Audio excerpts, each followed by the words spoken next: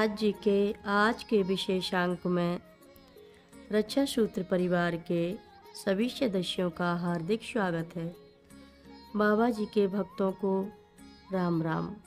केहर सिंह जी के सबसे छोटे लड़के आनंद की जब वह 13-14 वर्ष का रहा होगा, आँख में चश्मे के ऊपर अखरोट आकर इस तेजी से लगा कि चश्मे का कांच टूटकर बुरी तरह कई टुकड़ों में उसकी आँख में धंस गया।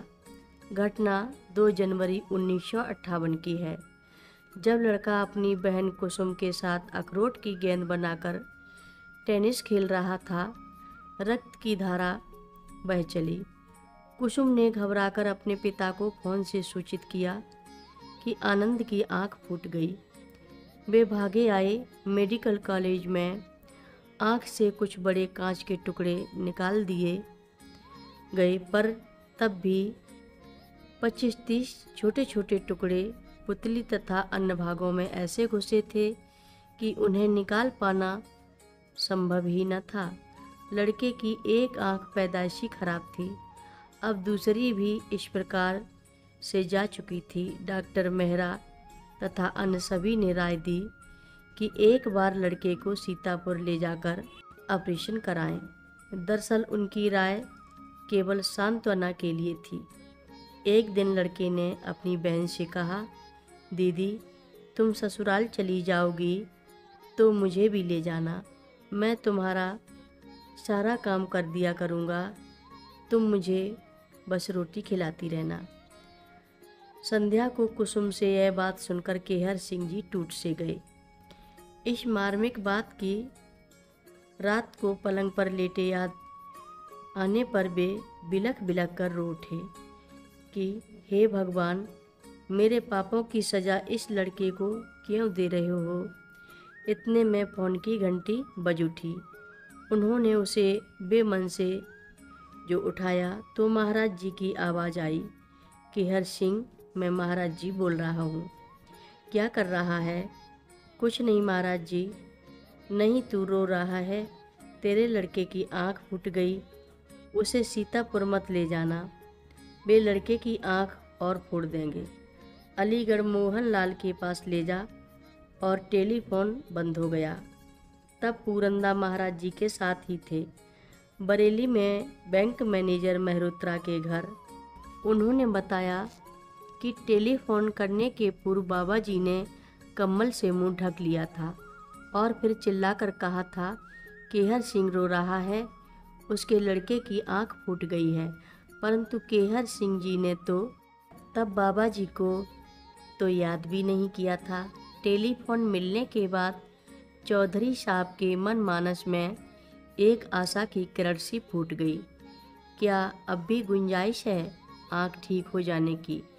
अतः दूसरे दिन उन्होंने अपने सहकर्मी शर्मा जी से, जो उस समय शिक्षा विभाग के सचिव थे, डॉक्टर मोहन लाल को अपने लड़के के लिए अस्पताल में प्राइवेट वार्ड में एक कमरा बुक करा देने का आग्रह किया।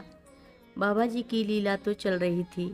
शर्मा जी ने तत्काल डॉक्टर मोहन लाल को ट्रंकाल बुक करा दिया। बहुत प्रयास करने के बाद मिल पाना ट्रंकाल पहली ही बार डायल करने में मिल गया।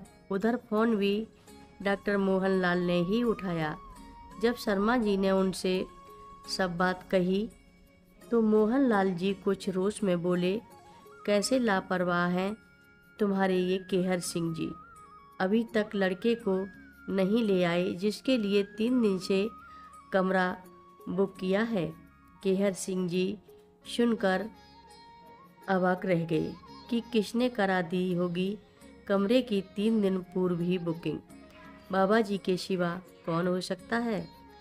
तब दूसरे दिन इन्होंने तैयारियां करके अपनी पत्नी तथा भतीजे के साथ लड़के को अलीगढ़ भेज दिया। और अलीगढ़ पहुंचने पर स्टेशन में जिस व्यक्ति ने इन लोगों को रिसीव किया, वे स्वयं डॉक्टर मोहन लाल ही थे, जो इन्हें अपनी गाड़ी में बैठाकर पहले अपने घर ले गए।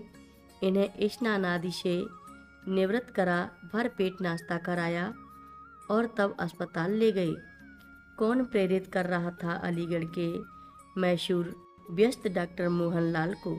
कि अपने मरीज को स्वयं स्टेशन से घर ले जाकर खातिर तवाजो कर अस्पताल ले जाएं। 1 हफ्ते तक लड़के की आंख पर 7 अन्य विशेषज्ञों द्वारा रिसर्च होता रहा। अंत में 6 डॉक्टरों ने ऑपरेशन के विरुद्ध परामर्श दिया, पर एक डॉक्टर शुक्ला जी ने ऑपरेशन कर डालने की हिम्मत कर दी कि इस पार या उस पार। लड़के की आंख तो वैसे भी जा चुकी है, परंतु ऑपरेशन करने पर केवल कुछ ही कांच के टुकड़े निकल पाएंगे। कथा लंबी है, आगे की कथा सभी भक्तों को अगले भाग में सुनाएंगे। हर रोज महाराज जी की कथाएं सुनने के लिए सभी भक्तों का धन्यवाद। सभी भक्त रक्षा सूत्र चैनल को सब्सक्राइब करें, शेयर करें, लाइक करें, घंटी बजाना ना भूलें। कमेंट बॉक्स में लिख भेजें, जय नीव करोरी बाबा जी महाराज। सभी भक्त मिलकर बोलो, नीव करोरी बाबा जी महाराज की जय जय बोलो, सिद्धि माता की जय जय बोलो, जय श्री राम बोलो।